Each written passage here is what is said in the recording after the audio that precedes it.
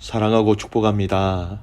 오늘 하루도 또 이번 한 주간도 우리 예수님의 은혜와 사랑으로 함께 승리하는 복된 날이 되시기를 주님의 이름으로 축복합니다. 오늘은 여호와의 이름을 위하여 드리십시오 라는 제목으로 함께 말씀을 나누고자 합니다. 오늘 본문은 역대하 2장 1절에서 18절까지 말씀인데요. 1절에서 10절까지의 말씀만 봉독하도록 하겠습니다. 봉독하겠습니다. 솔로몬이 여호와의 이름을 위하여 성전을 건축하고 자기 왕위를 위하여 궁궐 건축하기를 결심하니라. 솔로몬이 이에 진군 7만 명과 산에서 돌을 떠낼 자 8만 명과 이를 감동할 자 3,600명을 뽑고 솔로몬이 사절을 두로 왕 후람에게 보내어 이르되 당신이 전에 내 아버지 다윗에게 백향목을 보내어 그가 거주하실 궁궐을 건축하게 한 것 같이 내게도 그리하소서. 이제 내가 나의 하나님 여호와의 이름을 위하여 성전을 건축하여 구별하여 드리고 주 앞에서 향재료를 사르며 항상 떡을 차려 놓으며 안식일과 초하루와 우리 하나님 여호와의 절기에 아침 저녁으로 번제를 드리려 하오니 이는 이스라엘의 영원한 규례니이다. 내가 건축하고자 하는 성전은 크니 우리 하나님은 모든 신들보다 크심이라. 누가 능히 하나님을 위하여 성전을 건축하리요? 하늘과 하늘들의 하늘이라도 주를 용납하지 못하겠거든. 내가 누구에게 어찌 능히 그를 위하여 성전을 건축하리요? 그 앞에 분향하려 할 따름이니라.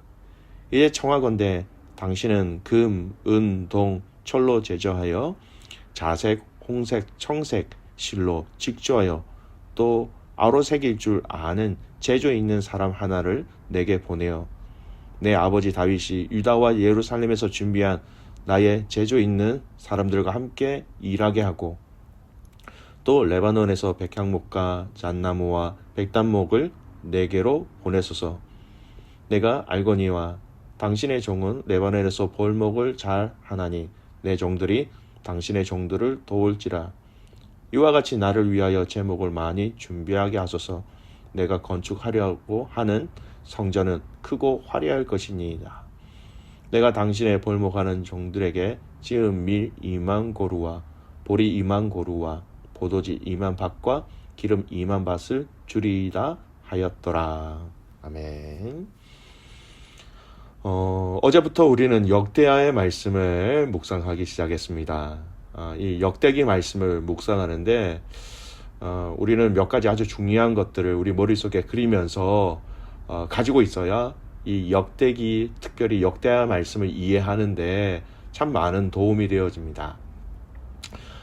우리가 가장 먼저 알아야 하는 것은 이 역대기가 쓰여진 목적인 것이죠.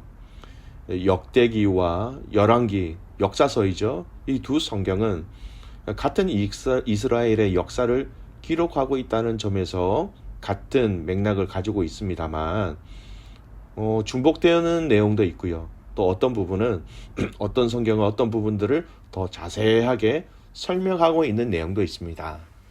하지만 이 역대기서가 열왕기서와 차이 나는 확실한 다른 점을 알고 이 역대기를 묵상할 때 우리는 이 본문이 말씀하고자 하시는 핵심적인 내용들을 더 뚜렷하게, 더 정확하게 잘 알 수 있게 되지요. 이 역대기가 쓰여진 시대를 아는 것이 참 중요합니다. 이스라엘 백성들이 바벨론 70년 포로에서 돌아와 성전을 새롭게 건축할 무렵이라는 것이에요. 그래서 이 역대기서는 회복을 포커스를 두고 중심에서 쓰여진 성경이다라는 것입니다. 또 한 가지 더, 왜 우리는 성전을 지어야 하는가? 왜 우리는 하나님을 섬기고 살아가야 하는가라는 어떤 본질적인 질문에 신학적으로 답을 주기 위하여서 이 역사를 이야기하고 있다라는 것이죠. 그래서 여러분, 이 역대기서를 제사장적 관점에서 쓰여졌다 이렇게 얘기합니다. 신학적인 그 의미, 그 본질적인 의미라는 것입니다. 반면에 열왕기서는요, 역사에 대한 기록 목적은 우리가 왜 멸망당하였는가? 바로 죄 때문이었다. 이것을 위하여서, 이것을 알리기 위하여서 쓰여졌다라는 거예요. 그래서 열왕기서는 선지자적 관점, 이건 옳다, 이건 틀렸다, 정확하게 옳고 그름을 알려주기 위한 역사적 관점으로 쓰여졌다라고 해서 선지자적 관점으로 쓰여졌다고 얘기합니다. 여러분 이 두 가지 비교를 잘 생각하시면서 역대기서는 회복을 위하여서, 그리고 본질적인 질문에 답을 주기 위한 신학적인 답을 주기 위하여서 이 역사서가 기록되어졌다라는 이 두 가지 전제만 있으면 이 렌즈를 통해서 우리는 같은 역사서지만 이 깊은 의미를 발견하게 됩니다. 자, 이런 관점에서 오늘 본문의 내용을 좀 살펴보기를 원합니다. 오늘 본문은 우리가 너무나 잘 아는 말씀이죠. 솔로몬이 하나님의 성전을 건축하고자 하는 그 시작점에서부터 이야기하고 있는 본문이에요. 열왕기 3장의 말씀의 병행 구절이기도 합니다. 오늘 이 솔로몬이 성전을 건축하고자 하는 이 내용은 지금 이 역대기가 쓰여지고 있는 그 당시의 상황과 매우 밀접하게 닮아 있다라는 것을 우리는 기억해야 합니다. 왜냐하면 그들도 포로에서 돌아와서 그들도 하나님의 성전을 건축하고자 하는 그 무렵이었기 때문입니다. 그래서 역대기의 기록 목적이 이스라엘 백성들이 하나님의 자녀로서의 회복되어지는 것과 더불어 왜 우리가 이 성전을 건축해야 하는가라는 질문에 대한 신학적인 답을 오늘 이 역사서 안에서 발견할 수 있는 것이죠. 오늘도 아주 간단한 내용이지만 이스라엘 백성들이 이 성전을 건축하고자 하는 목적, 이유에 대해서 묻는다면 오늘 분명히 이 솔로몬의 이 언약 고백을 통하여서, 이 말을 통해서 그들에게 가르쳐 줄 수 있는 교훈적인 부분도 함께 포함되어져 있습니다. 1절 말씀 보십시오.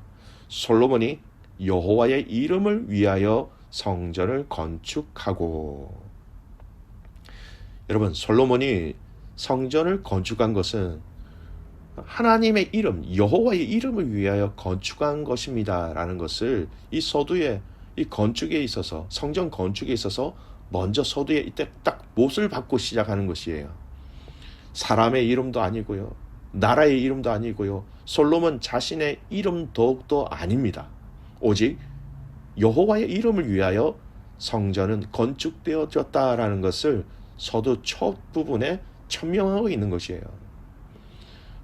여러분, 우리는 종종 신앙생활을 하면서 성전 건축이라는 것을 성도로서 또는 또 목회자로서 경험할 때가 있습니다.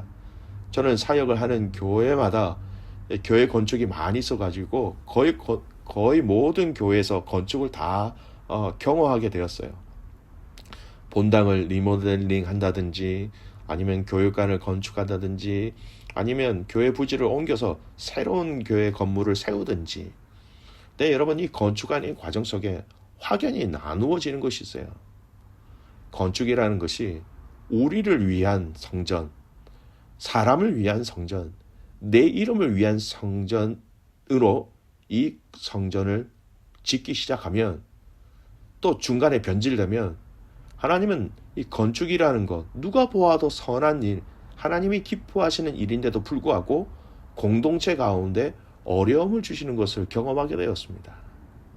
반면에 작은 건물이라 할지라도, 또 작은 공간을 임대하는 그 과정 속에서 사람의 이름이 아닌, 공동체의 이름이 아닌 정말 예수님의 이름을 위하여, 복음을 위하여 그 일들을 진행해 나갈 때, 여러분, 그 과정이 하나님의 역사와 또 삶 가운데 하나님의 임재하심을 고백할 수 있는 간증, 하나님의 이름과 하나님의 능력과 하나님의 권세를 체험하게 되는 축복의 장이 되는 것을 또한 경험하게 되었습니다. 여러분, 처음부터 과정과 마지막까지 하나님의 이름, 여호와의 이름, 우리 예수님의 이름을 위한 것이라면 처음부터 끝까지 변치 아니하고 그대로 가야 한다라는 것입니다. 우리가 하나님 앞에 가는 그날까지, 마지막까지 우리가 깨어 있어 조심해야 할 것은 처음에 다 하나님의 이름을 위하여라고 말하면서 시작하게 됩니다. 근데 이것이 처음부터 마지막 끝까지 초진일관하여서 그 하나님의 이름을 위하여 계속해서 진행되어지고 마무리되는 것이 더 중요한 것이에요. 하나님의 이름을 위하여 건물이 건축되었습니다. 이것으로 끝나면 안 되지요. 그 하나님의 이름을 위하여 이 건물을 비롯하여 모든 성도들이 함께 그 이름을 위하여 살아갈 때, 제대로 하나님의 이름을 위하여 헌신하며 살아갈 때 그것이 의미가 있게 되는 것입니다. 우리가 하나님의 이름으로라고 깃발을 든 일이라면 여러분, 그것은 마지막까지 하나님의 이름으로 맞춰져야 한다는 것을 명심하시기 바랍니다. 우리의 삶도 마찬가지예요.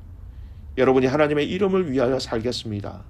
하나님의 이름을 위하여 이 일을 하겠습니다.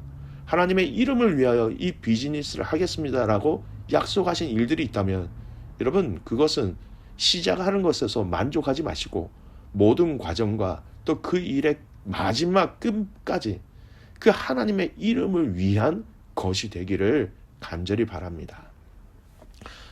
또 한 가지 우리가 주목해야 될 것은요, 솔로몬이 하나님의 이름을 위하여 성전을 건축하기로 작정하고 이 일들을 행하기 위해서 도움을 요청한 것입니다. 바로 두로 왕 후람이라는 사람입니다. 그에게 사신을 보내어서 이 후람이 다윗의 아버지가 자신의 성전을 궁궐을 건축할 때에 백향목을 보내었다. 또 그것으로 인하여서 그 건물을 궁궐을 짓게 하였다. 그런 것처럼 당신이 내가 성전을 건축하고자 하는데 필요한 재료들, 오늘 본문에 보면 백향목, 잣나무 등등이 있지요. 그 재료들과 사람을 보내어 달라라고 요청을 합니다. 오늘 제가 본문은 읽지는 않았지만 11절 이후로는 바로 이 두로왕 후람이 솔로몬에게 기꺼이 나는 기쁨으로 반응하면서 내가 돕겠다라는 답장을 보낸 내용이에요. 여러분 자세히 보세요. 그는 이방 사람입니다.